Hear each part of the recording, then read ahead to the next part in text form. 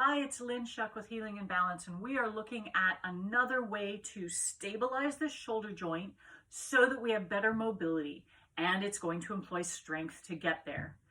So the first thing I want you to do is actually sort of assess your movement, and one easy assessment is to take an arm and circle it in a nice slow circle, and you'll notice that my circle doesn't go back behind me very far. I'm not allowing my torso to twist to take the arm back. I'm seeing how much movement do I actually have in that direction if my rib cage doesn't move. Then I do the other arm, one good circle or two, and then back the other way, and just see, what does it feel like? Is there a lot of tension? Is there a lot of noise? Just observing. Now I'm going to lie down on my back. You could have your legs bent with your feet flat while you're lying down. I'm going to have mine fully extended, mostly so that it doesn't block your view of what I'm doing with the arms.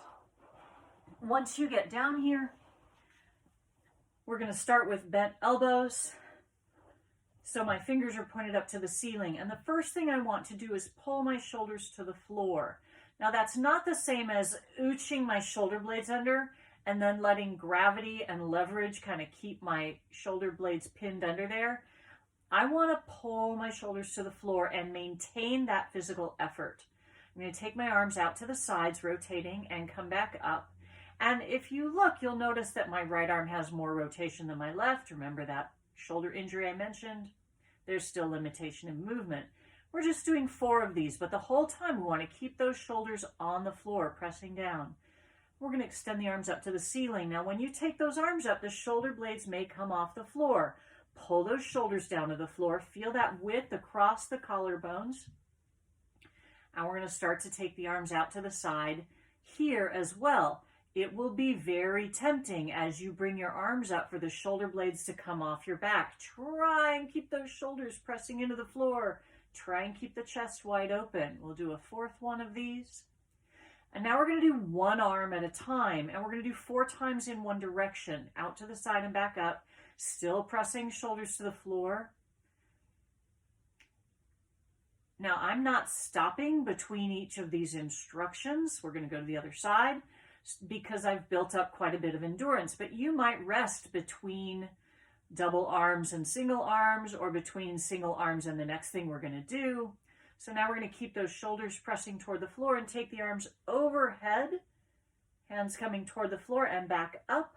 I'm not bending at the elbows, so maybe your hands don't reach the floor, and I'm still pressing my shoulders down into the ground even on the way up. And now we're going to take one arm and do that individually 4 times, keeping those shoulders pressing to the floor. Check that those ribs are not flying up to the ceiling, no arching to get the arm overhead. The effort is really on keeping the shoulders on the floor as the arm comes back up. And we'll take the other side. Shoulders pressing to the floor even as that arm is coming back up over your chest.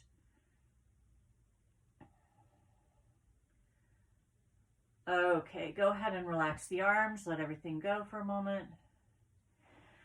And then make your way back to something upright, whatever you checked in on before. And we see, is that circle different?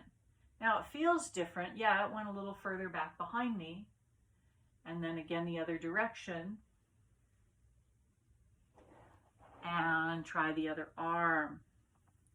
Now I use a circle. You could use any arm movement where you feel some restriction to check in. So if you're having trouble taking your arm out and up, you could check in there, check in and see. This won't solve every problem for everybody, but it is a good place to work on stabilizing that shoulder girdle so that that arm has more ability to move. That's what I've got for you today.